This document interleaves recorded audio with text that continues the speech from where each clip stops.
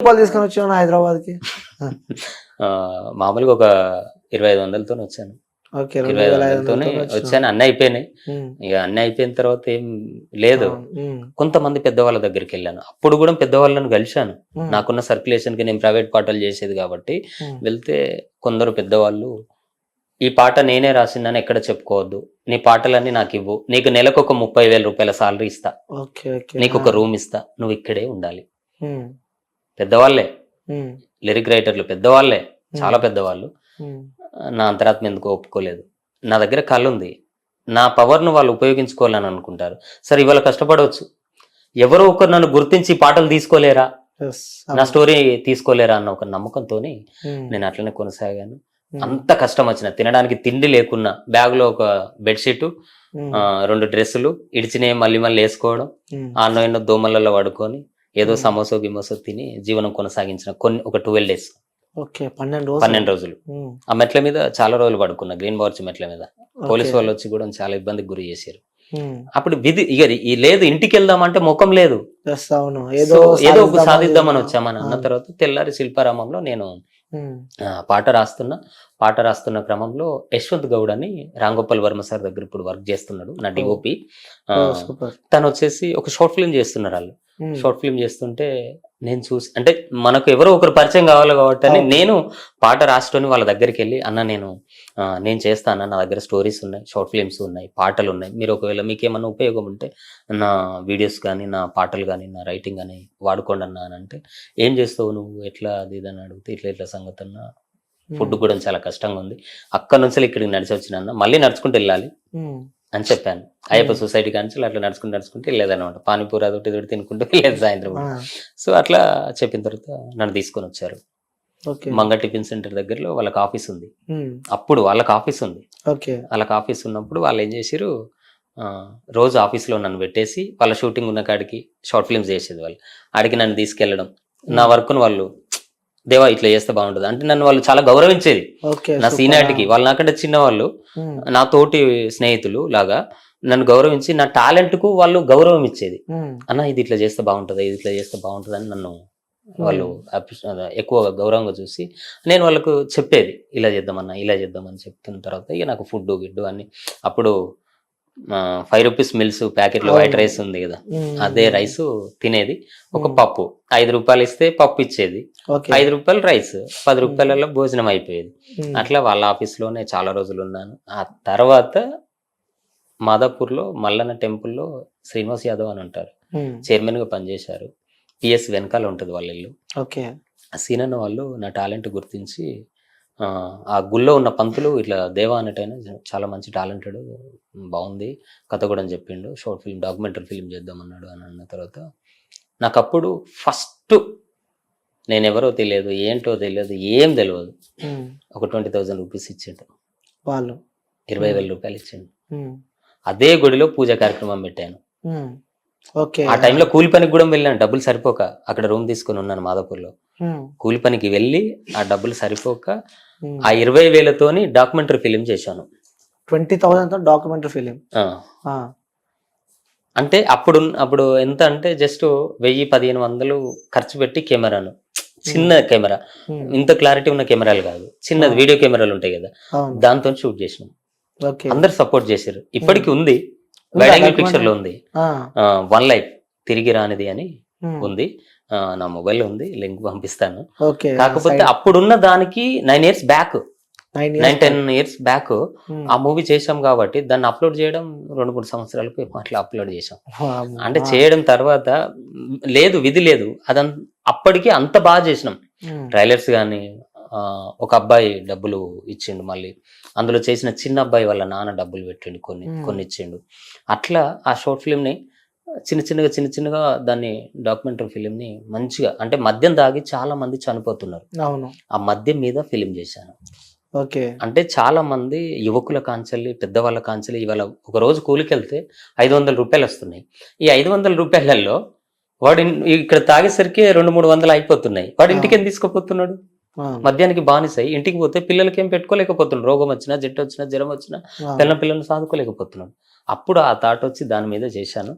అప్పుడు సిపి మహేందర్ రెడ్డి గారు ఉండే గచ్చిబౌలికి, అప్పుడు సీడీలు చేసి తీసుకెళ్లి సార్ కూడా అక్కడ ఆఫీస్ లో ప్రజెంట్ చేశాము. సార్ వాళ్ళకి ఇట్లా అప్రిషియేట్ చేశారు. అవే క్యాసెట్లు ప్రతి విలేజ్ లో వెళ్ళాలని చెప్పేసి కొన్ని విలేజ్లలో గ్రామ పంచాయతీలలో టీవీ పెట్టి అందులో సీడీ వేసి ఆ సినిమాని చూపించేది. నేను మీరే సొంత నేను అంటే మీరు మద్యానికి బానిసలు అయితే మీ పిల్లలు ఇలా రోడ్డున పడి అడుక్కొని తింటారు అని చెప్పేసి, అంటే ఆ కథాంశం ఏంటంటే మద్యం తాగుతారు, రోజు డైలీ తాగి వస్తాడు, ఇంట్లో పిల్లలను చూసుకోడు, ఇంట్లో తినడానికి తిండి ఉండదు, పొలాన్ని బట్టలు ఉండవు, బాత్ ఉండదు, ఏది ఉండదు. సో పిల్లం ఇంట్లో తిడుతుంది, మంచి మాటలు అంటే ఎట్లా అంటే అప్పుడు ఇక తెలంగాణ వర్డ్స్లో నీ తాడదెంప నీ తలపన వల్గా నీకు జావని నత్తలేదు, ఇంట్లో తినడానికి తిండి లేదు, పొరాన్ని బట్టలేవు అని చెప్పేసి ఇలాంటి మాటలు పెట్టి మంచి కాన్సెప్ట్. అల్వాల్లో చేశాం షూటింగ్, అది ఓల్డ్ అల్వాలలో. డాక్టర్ గారు హాస్పిటల్ కూడా ఆయనకు క్యాన్సర్ వచ్చేసి బ్లడ్ వామిటింగ్ అయిన తర్వాత హాస్పిటల్ తీసుకెళ్లిన తర్వాత ఇద్దరు పేరెంట్స్ చనిపోతారు, ఒక్కడే బాబు. ఆ కథలో అంటే భర్త కోసం డబ్బుల కోసం తిరుగుతుంది భార్య, ఎక్కడ ఎవరు ఇయ్యరు, ఎవరు సహాయం చేయరు. భర్త చనిపోయినని చెప్పగానే స్పాట్ గుండాగి ఆమె కూడా చనిపోతుంది. ఇద్దరు చనిపోయిన తర్వాత బాబు అనాథ అవుతాడు. ఆ డాక్టర్ గారు వచ్చి ఒక వాయిస్ ఇస్తారు. చూశారు కదా ఫ్రెండ్స్, మన దేవేందర్ చేసే ఈ సోషల్ ఎక్స్పెరిమెంట్, ఈ షార్ట్ ఫిలిం ని ప్రజలందరూ ఆదరించాలి. మీరందరూ మద్యం తాగే వాళ్ళు అందరు ఉన్నారు, తాగద్దని చెప్పట్లేదు, లిమిట్ ప్రకారంగా. ఎప్పుడు చేశారు ఈ షార్ట్ ఫిలిం మీరు? 2013 అట్లా చేశారు. ఓకే, సో దాని తర్వాత ఈ యొక్క సినిమాని మీరు స్టార్ట్ చేశారు. సో సుమారు ఆ సినిమాలో ఎంత పెట్టారు మీరు? అసలు మీరెందుకు ఖర్చు పెట్టాల్సి వచ్చింది యాజ్ అ డైరెక్టర్ గా?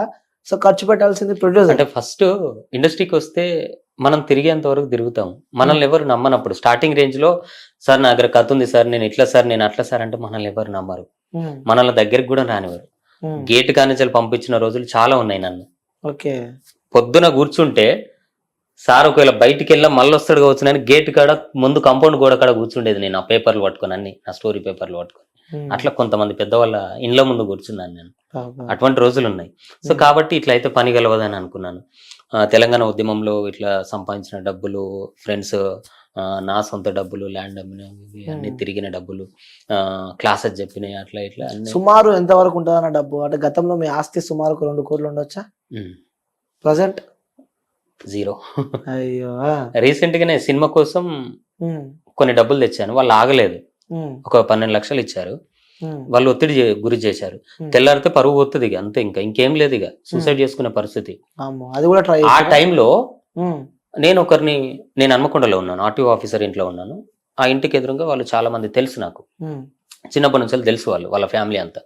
అయితే నా భూమి, నాకు ఇట్లా డబ్బులు అవసరం అంటే, నీకు భూమి ఉంది కదా అంటే, ఆ భూమి కొంచెం డిస్ట్రిబ్యూట్ లో ఉండే, అంటే నేను హైదరాబాద్ లో ఉన్నా కాబట్టి నా తల్లిదండ్రులు చనిపోయిన తర్వాత కొంత ఆక్రమించారు, అది కొంచెం గొడవ జరుగుతుంది. అంటే నేను పట్టించుకోలేదు భూమికి ఇట్లా అని. తర్వాత పట్టా పాస్బుక్ లో వచ్చిన తర్వాత అన్ని చూసుకున్న తర్వాత వాళ్ళు ఏం చేశారు, అక్కడ ఏమన్నా మేము చూసుకుంటాం, మాకు ఇంతకి ఇచ్చేయని కొంత అమౌంట్ చెప్పారు. నాకు ప్రస్తుతం నాకు ఇంత కావాలని నన్ను 12 లక్షలు అంటే వాళ్ళు ఒక 9 lakhs ఇచ్చారు. ప్రస్తుతం ఆ 9 lakhs వాళ్ళకి కట్టేసి తర్వాత వాళ్ళకి రిజిస్ట్రేషన్ కొట్టించాను. ఆ నమ్మకం మీద మిగతా అమౌంట్ మీరు నాకు రిజిస్ట్రేషన్ చేపిస్తే, మీకు అవసరం కాబట్టి నేను డబ్బులు ఇస్తా. ఓకే, సో మీరు నాకు రిజిస్ట్రేషన్ చేపిస్తే మిగతా అమౌంట్ నేను ఈ ల్యాండ్ రిజిస్ట్రేషన్ అయిన వెంటనే మాకున్న పలుకుబడితో మేము అమౌంట్ తీసుకొచ్చి నీకు అప్పయిస్తాం, ఆ భూమి మేము తీసుకుంటాం అని అన్న తర్వాత గుడ్డిగా నమ్మి ఇచ్చాను, రిజిస్ట్రేషన్ చేయించాను. వాళ్ళ ఎడికి పోరు. ఇప్పుడు వాళ్ళ ఇంటోళ్ళ మీద 3 మీద కేసు అయింది, 3 మీద 2 కొడుకుల మీద, తల్లి మీద చీటింగ్ కేసు అయింది. భూపాలపల్లి జిల్లా కోర్టులో జరుగుతుంది కేసు అది. సో చీటింగ్ చేశారు. ఒక పేదవాడిని, ఒక కళాకారుని మోసం చేసినందుకు 100% వాళ్ళ కుటుంబం అనద్దు, నేను అరిగోసపడ్డా. హాస్పిటల్లో నేను సూసైడ్ అటెంప్ట్ కూడా చేసినా కూడా వాళ్ళు బెదరలేదు. అటెంప్ట్ అంటే నేను చనిపోవడానికి సిద్ధపడే స్లీపింగ్ టాబ్లెట్స్ వేసుకున్నాను, అయినా కూడా వాళ్ళు కనికరం లేదు. పోలీసు వాళ్ళు కూడా నాకు సపోర్ట్ చేయలేదు. చాలా నేను తిరిగిన రోజు లేదు, 1.5 year police station, daily police station తిరిగి ఆస్టకు వచ్చి ఛార్జ్ షీట్ తీసుకొని కోర్టులో దాఖలు చేశాను. డిఎస్పీ గారు చాలా సపోర్ట్ చేశారు భూపాల్. ఇంకోటి, August 15th రోజు ఏం జరిగిందని నిజంగా చెప్పాలి మీ లైఫ్ లో? ఆ రోజు next time suicide attempt try చేశారు, ఆఫీస్ అమ్మేశారు, ఉన్న ఆఫీస్ ని కూడా తీసేశారు. సో ఏంటి ఆ రోజు అసలు ఏం జరిగింది? August 15th మీ లైఫ్ లో ఒక మర్చిపోలేని రోజు అనుకోవచ్చు. అంటే August 15th అనేది నాకు చాలా ఇంపార్టెంట్ రోజు. ఎందుకంటే మామూలుగా నేను యూత్ ప్రెసిడెంట్ గా పనిచేశాను, రాజకీయాల్లో వచ్చాను, ఎన్నో ప్రోగ్రాంలు చేశాను, పెద్ద సర్కిల్ ఉంది. August 15th రోజు నేను యాక్చువల్గా జెండా ఎగరవేయాలి, మా యూత్ ప్రెసిడెంట్ గా. అలాంటివి చాలాసార్లు ఎగిరేశాను. అవన్నీ ఫోటోలు వీడియోలు అన్నీ ఉంటాయి. అవన్నీ చూసుకుంటూ అందుకే మా అమ్మ నాన్నలకు ఆగస్టు 15th రోజు కానీ 26 జనవరి రోజు కానీ మా అమ్మ నాన్నకే జనగణమన పాడతాను రూమ్ లో. ఆ వీడియోస్ కూడా ఉన్నాయి, ఆ ఫొటోస్ కూడా ఉన్నాయి అన్ని. ఆ రోజు ఏంటంటే అంతకు ముందే ఒక 3 months నుంచి వెళ్ళి నేను ఆఫీసు ఉండే కాడ రెంట్లు ఇట్లా ఏం కట్టలేదు. క్రమక్రమంగా తగ్గింది, ఆదాయం తగ్గింది. ప్రొడ్యూసర్స్ వల్ల వెయిటింగ్ చేసి ఆస్తులు గీస్తులు అన్ని అమ్ముకొని కష్టపడి సంపాదించినవి కూడా వదులుకొని పిచ్చోళ్ళక తిరుగుతూ ఉంటే నా దగ్గర ఉన్న అసిస్టెంట్స్ కూడా ఒక్కొక్కరు దూరం అయిపోతున్నారు, ఇక వెళ్ళిపోతున్నారు. సరే 8 members ఉన్నారు.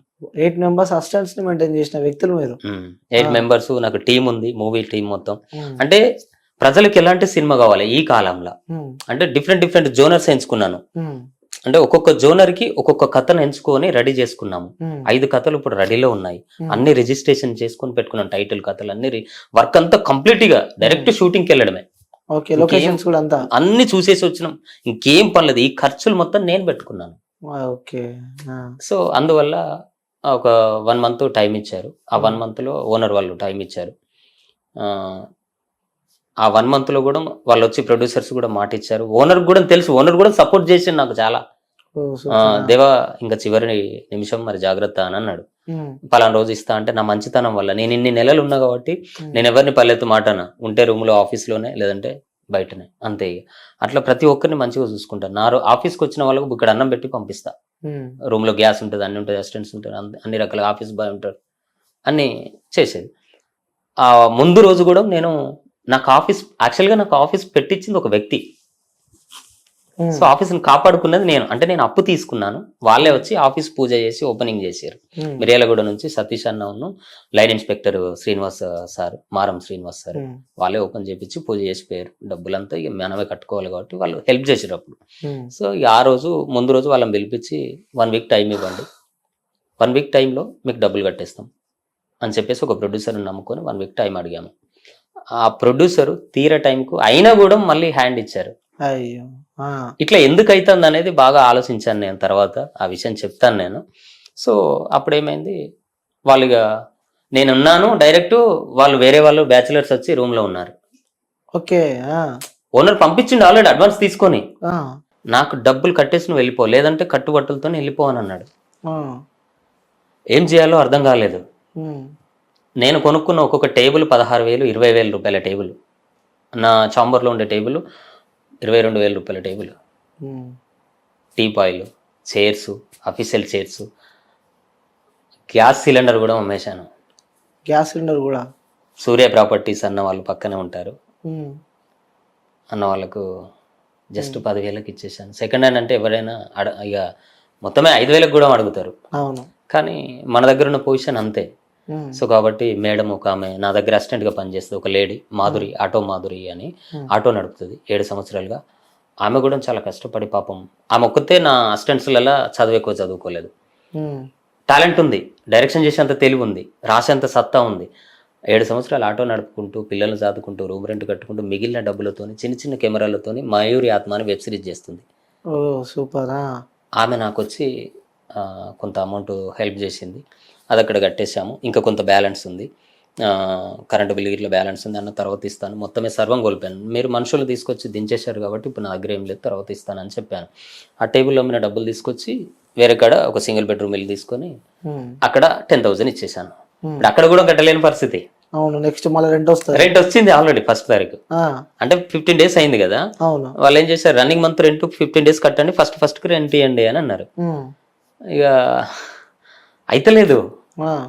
అంటే ఉన్నారు, వస్తున్నారు పెద్ద హీరోస్, నాకు ఫొటోస్ పెట్టారు, నేను వాళ్ళకు కలిశాను. పెద్ద వాళ్ళ ఆఫీస్కి వచ్చారు, మంచి వాళ్ళు. నేను వాళ్ళ దగ్గరికి వెళ్ళాను.